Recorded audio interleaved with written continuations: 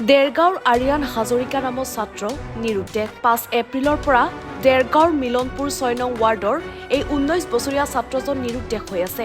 অসহায় পিতৃ মাতৃ চিন্তিত হৈ পৰিছে। পুত্ৰৰ চিন্তাত মাতৃ অসুস্থ হৈ পৰিছে। আৰক্ষীৰ পৰাও বিশেষ সহযোগিতা পোৱা নাই ছাত্ৰজনৰ পৰিয়ালে। উপায়ন্তৰ হৈ ছাত্ৰজনৰ পিতৃয়ে সংবাদ মাধ্যমৰ যোগেদি পুত্ৰক অতি সোনকালে ঘৰলৈ ঘূৰি আহিবলৈ কাটৰ অনুৰোধ জনাইছে।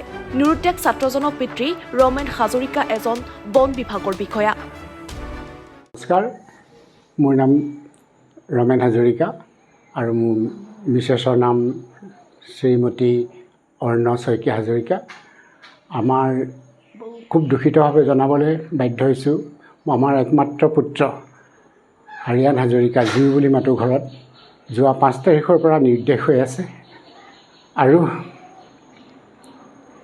তেতিয়াৰ পৰা ফুৰিবলৈ যাম বুলি গৈ পেলাই ৫ তাৰিখৰ দিনা আমাৰ ইয়াৰ পৰা ভালকৈ গৈছে যে মই তিনিচুকীয়া ফালে যাম, তাৰ পৰা মই দুলীয়াজান মোৰ দাদাহঁত থাকে, দাদাহঁতৰ তাত সোমাই পেলাই ১২ তাৰিখে গুচি আহিম এনেকৈ বুলি গ'ল। মাকৰ পৰা পাৰ্মিশ্যন ল'লে, মোৰ পৰা ল'লে আৰু লগৰ ল'ৰা দুটা লগত যাম বুলি কৈছিলে। পিছত গম পাইছোঁ লগৰ ল'ৰা দুটা নগ'লে, কিবা সূত্ৰে তেওঁলোক নগ'লে। তাৰপিছতে মই ডিউটিৰ পৰা ফোন কৰিছোঁ, মই যোৰহাটত কৰ্মৰত অৱস্থাত আছোঁ বন বিভাগত কৰোঁ। মই তাৰ পৰা ফোন কৰিছোঁ ৰাতি 9:30 পাপা মই পালোহি তিনিচুকীয়া, মই এতিয়া কালি নামচাই ফুৰি পেলাই মই পৰহিলৈ মই দুলীয়াজান যাম, তুমি চিন্তা নকৰিবা এনেকৈ বুলি ক'লে। সিমানেই কথা কৈ পেলাই তাৰপিছৰ পৰা ফোন ছুইচ অফ নাই। ল'ৰা আজিলৈকে অনুসন্ধান হৈ আছে।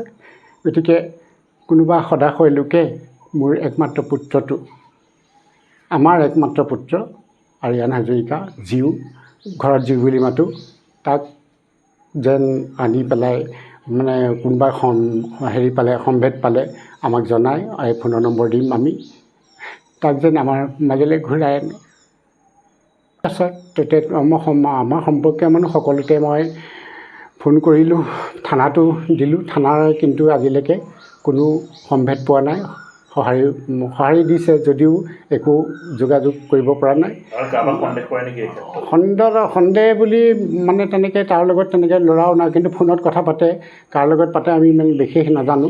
আৰু গ্ৰুপ তই সোনকালে ঘূৰি আহ, য'তে আছে তই সোনকালে গুচি অহা নাথাকে। বাবাও অপাতি